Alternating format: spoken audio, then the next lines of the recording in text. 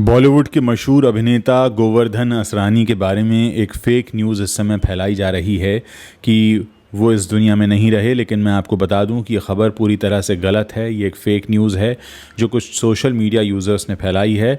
गोवर्धन असरानी तकरीबन 84 साल के हैं और अपनी पूरे परिवार के साथ मुंबई शहर में रहते हैं।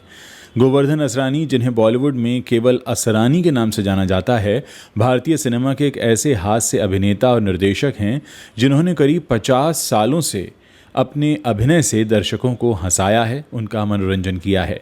उनकी कहानी एक प्रेरणादायक यात्रा है जो राजस्थान के जयपुर शहर से शुरू होती है। एक साधारण से परिवार से ताल्लुक़ रखने वाले गोवर्धन असरानी बॉलीवुड की चकाचौंध भरी दुनिया तक पहुँचे और उनकी ये जो कहानी है ये उनके मेहनत, उनके जुनून और दृढ़ संकल्प की है, जिसमें असरानी ने न केवल हास्य के क्षेत्र में अपनी पहचान बनाई बल्कि अपनी गंभीर भूमिकाओं और निर्देशन में भी अपनी प्रतिभा का लोहा मनवाया। गोवर्धन असरानी का जन्म 1 जनवरी 1941 को राजस्थान के जयपुर में एक मध्यम वर्गीय सिंधी परिवार में हुआ था। कुछ स्रोतों में उनके जन्म स्थान को पंजाब का गुरदासपुर भी बताया गया है, लेकिन ज़्यादातर जानकारी जयपुर को लेकर ही सामने आती है। उनके पिता कराची से 1936 में ही जयपुर आ गए थे, यानी उनके जन्म से 5 साल पहले ही उनका परिवार कराची से जयपुर आकर बस गया था और इनके पिता जयपुर शहर में कालीन की दुकान चलाते थे। असरानी के परिवार में उनकी 4 बहनें और 3 भाई थे और उनके पिता चाहते थे कि असरानी उनके फैमिली बिजनेस में उनकी मदद करें। लेकिन बचपन से ही असरानी का रुझान कला और रंगमंच की तरफ था। जयपुर के सेंट जेवियर्स स्कूल में पढ़ाई के दौरान उन्होंने रेडियो पर बतौर वॉइस आर्टिस्ट काम करना शुरू कर दिया। इससे उनकी अभिनय के प्रति रुचि और गहरी होती चली गई। बाद में उन्होंने राजस्थान कॉलेज जयपुर से स्नातक यानी ग्रेजुएशन की डिग्री पूरी की। रेडियो पर काम करने के दौरान ही उनके मन में अभिनेता बनने का सपना जाग गया था। ये सपना इतना प्रबल था कि उन्होंने अपने परिवार की इच्छा के खिलाफ मुंबई आने का फैसला किया। 1960s के दशक में असरानी ने मुंबई का रुख किया, लेकिन शुरुआती दिन इतने आसान नहीं थे। उनके परिवार को उनके सिनेमा में जाने का विचार बिल्कुल पसंद नहीं था। एक बार जब परिवार ने उन्हें बड़े पर्दे पर देखा तो गुस्से में उन्हें मुंबई से वापस गुरदासपुर ले गए, लेकिन असरानी का जुनून उन्हें बार बार मुंबई की तरफ खींच लाया। मुंबई में शुरुआती दिनों में उन्हें कोई बड़ा मौका नहीं मिला। इस दौरान उनकी मुलाकात मशहूर फिल्मकार किशोर साहू और ऋषिकेश मुखर्जी से हुई, जिन्होंने उन्हें सलाह दी कि अगर वो फिल्म इंडस्ट्री में सफल होना चाहते हैं तो उन्हें बाकायदा अभिनय का प्रशिक्षण लेना चाहिए। इस सलाह को मानते हुए असरानी ने 1963 में पुणे के film and television institute of India यानी FTII में दाखिला ले लिया। 1964 से 1966 तक उन्होंने वहां अभिनय का प्रशिक्षण लिया और 1966 में अपना डिप्लोमा पूरा कर लिया। इस दौरान उन्होंने अभिनय की बारीकियां सीखीं और अपने कौशल को निखारा। प्रशिक्षण पूरा करने के बाद वो फिर से मुंबई लौट आए, लेकिन शुरुआती दौर में उन्हें कोई बड़ा रोल नहीं मिला। इस निराशा के बीच उन्होंने FTII में ही टीचर के रूप में काम करना शुरू कर दिया, यानी वो लोगों को एक्टिंग की ट्रेनिंग देने लगे। असरानी का फिल्मी सफ़र 1967 में फिल्म हरे कांच की चूड़ियाँ से शुरू हुआ। हालांकि उन्हें असली पहचान 1969 में आई ऋषिकेश मुखर्जी की फिल्म सत्यकाम से मिली। इसके बाद 1971 में आई फिल्म गुड्डी में उनके हास्य किरदार को दर्शकों ने खूब पसंद किया, जिसने उन्हें कॉमेडियन के रूप में स्थापित कर दिया। गुड्डी में उन्होंने एक ऐसे युवक का किरदार निभाया जो हीरो बनने का सपना लेकर मुंबई आता है, लेकिन जूनियर आर्टिस्ट बनकर रह जाता है। ये किरदार उनकी अपनी ज़िंदगी की असल कहानी से प्रेरित था।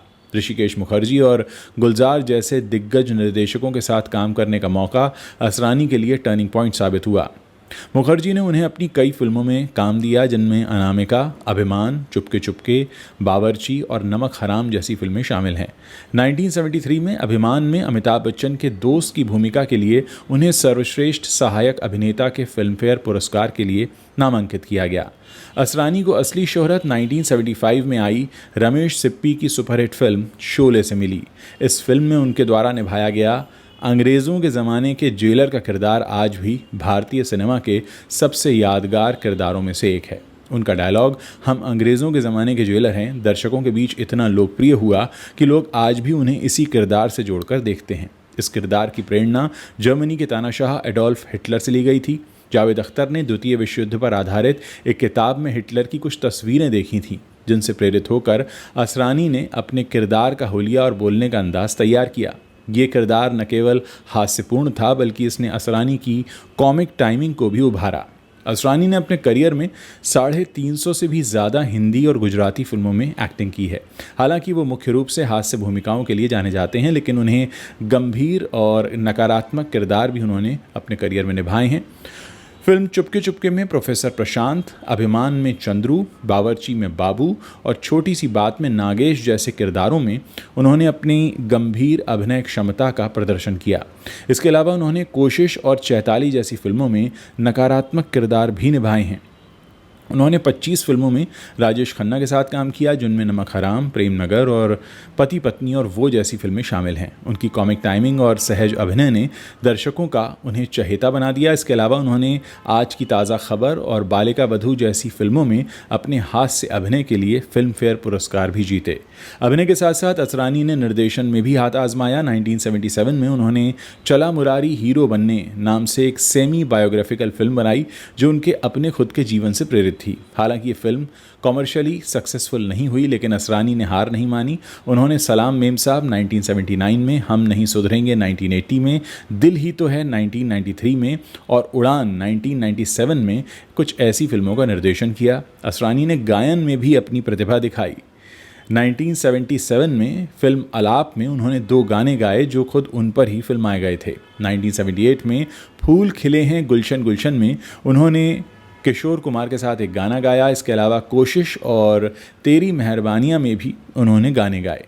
असरानी की मुलाकात अभिनेत्री मंजू बंसल से फिल्म आज की ताज़ा खबर के सेट पर हुई, जहां दोनों को एक दूसरे से प्यार हो गया। बाद में दोनों ने शादी कर ली और कई फिल्मों जैसे नमक हराम, तपस्या, चंडी सोना और चोर सिपाही में साथ में काम किया। मंजू बंसल के साथ उनकी जोड़ी को दर्शकों ने खूब पसंद किया।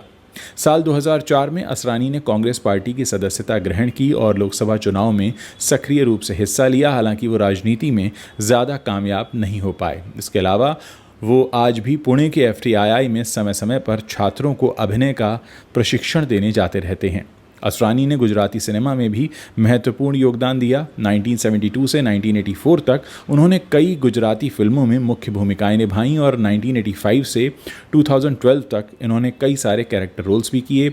उनकी गुजराती फिल्म 7 कैदी के लिए गुजरात सरकार ने उन्हें सम्मानित भी किया। 84 वर्ष की उम्र में भी असरानी की ऊर्जा और उत्साह कम नहीं हुआ है। उनकी हाल ही की कुछ तस्वीरें जिसमें वो एक डॉक्टर की डिग्री के साथ नजर आए, सोशल मीडिया पर काफ़ी वायरल हुई थी। उनकी कॉमिक टाइमिंग, हाव भाव और संवाद अदायगी आज भी दर्शकों को हंसाने में सक्षम है। असरानी की यह कहानी सिखाती है कि जुनून और मेहनत से कोई भी सपना हकीकत में बदला जा सकता है। असरानी की ज़िंदगी एक ऐसी किताब है जिसमें हर अध्याय प्रेरणा, संघर्ष और सफलता से भरा हुआ है। जयपुर के एक साधारण परिवार से निकलकर बॉलीवुड के कॉमेडी किंग बनने तक का उनका सफ़र न केवल मनोरंजक है बल्कि प्रेरणादायक भी है। उनकी कहानी हमें सिखाती है कि सपनों को सच करने के लिए हिम्मत, मेहनत और सही दिशा में कदम बढ़ाना ज़रूरी होता है।